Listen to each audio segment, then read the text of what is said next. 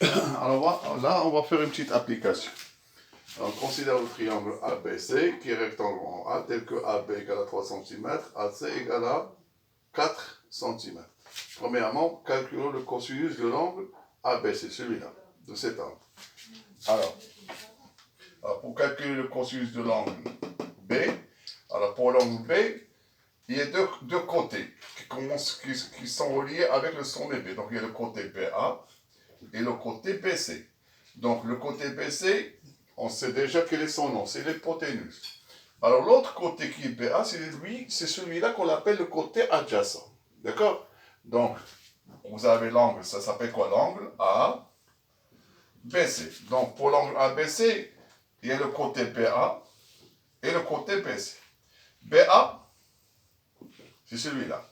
Donc on l'appelle le côté adjacent. BC, ça s'appelle l'hypoténuse. Et je sais que le cosinus d'un angle aigu est égal au côté adjacent sur l'hypoténuse. Donc cosinus de l'angle ABC est égal côté adjacent sur l'hypoténuse.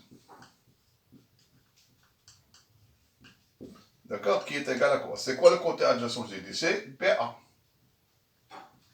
Et c'est quoi l'hypoténuse? C'est BC.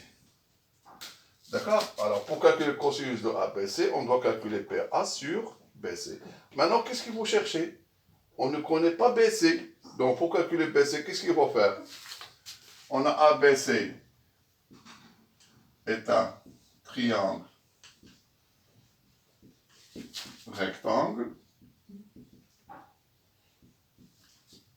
en A. Donc, d'après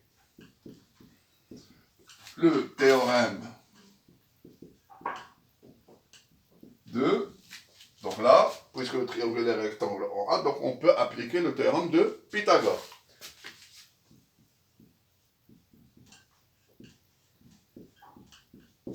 Qu'est-ce qu'on aura? BC au carré est égal à AB au carré plus AC au carré. C'est-à-dire BC au carré est égal à 3 au carré plus 4 au carré, égal à 9 plus 16, égal à 25.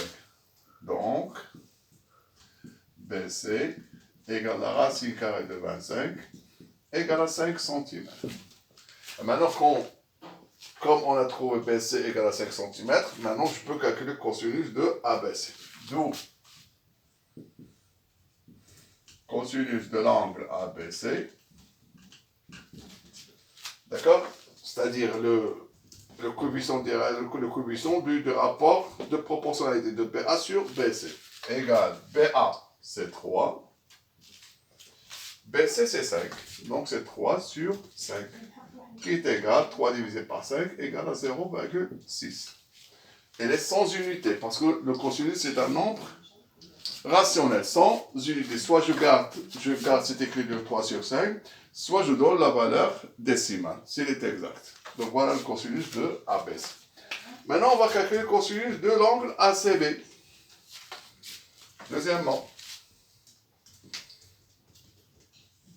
alors voilà l'angle ACB. Donc ça commence, quel est son sommet? C'est C. Les côtés qui commencent par C, il y a CA, il y a CB.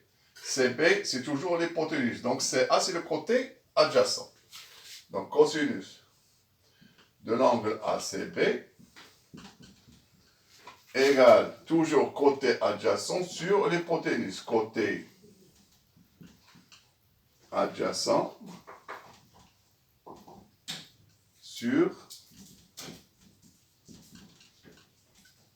l'hypoténuse égale. Alors les côtés sont quoi? Sont CA et CB. Donc vous allez travailler avec CA et CB. En bas, on met toujours l'hypoténuse. C'est lequel est l'hypoténuse? Est-ce que c'est CA ou bien CB? Donc l'hypoténuse ici, c'est CB. Donc CB, on l'écrit en bas. Et l'autre qui reste, on l'écrit en haut. C'est le côté adjacent. Donc c'est CA sur CB. Égal. CA ici, c'est combien? C'est 4. Et CB, on l'a trouvé tout à l'heure, c'était 5. Donc c'est 5. Donc soit on laisse comme ça 4 sur 5, ou bien on écrit ces 4 divisé par 5, ça fait 0,8. Et voilà, le cosinus de l'angle ABC égale à 0,6 et le cosinus de l'angle C égale à 0,8. Voilà comment on a déterminé le cosinus de l'angle B et de l'angle C.